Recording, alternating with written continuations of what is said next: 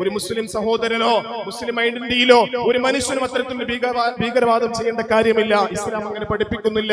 അത് മതത്തിന് യോജിച്ചതുമല്ല.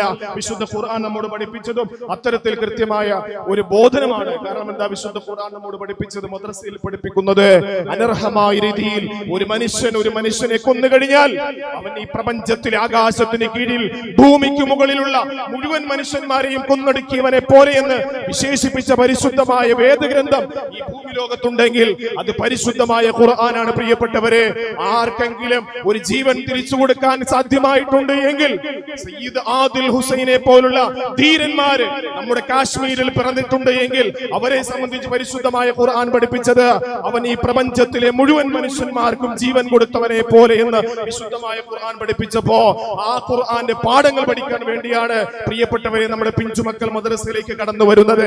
അവരെ തീവ്രവാദം പഠിപ്പിക്കുന്നില്ല. അവരെ പഠിപ്പിക്കുന്നത് സ്നേഹമാണ്. അവരെ പഠിപ്പിക്കുന്നത് സാഹോദര്യമാണ്. തന്റെ നാനാജാതി മതസ്ഥരെയും തന്റെ രാജ്യത്തിലുള്ളവരെയും മതമുള്ളവരെയും മതമില്ലാത്തവരെയും കൃത്യമായി ഒരു ഉമ്മയുടെയും ഒരു അമ്മയുടെയും മക്കളെ പോലെ ചേർത്ത് പിടിച്ചിട്ട് അവർക്കൊരു വിഷമം കടന്നു വരുമ്പോ ആ വിഷമത്തിൽ സാന്ത്വനം നൽകാൻ വേണ്ടി പഠിപ്പിക്കുന്ന ഇടങ്ങളാണ് നമ്മുടെ മദ്രസകൾ എന്ന തിരിച്ചറിവ് നമുക്കുണ്ടാകട്ടെ.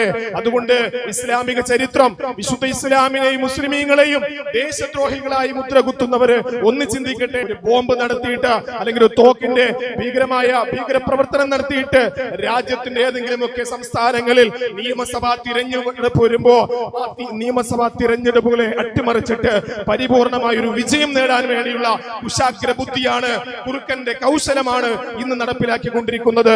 അതുകൊണ്ട് തിരിച്ചറിയുക.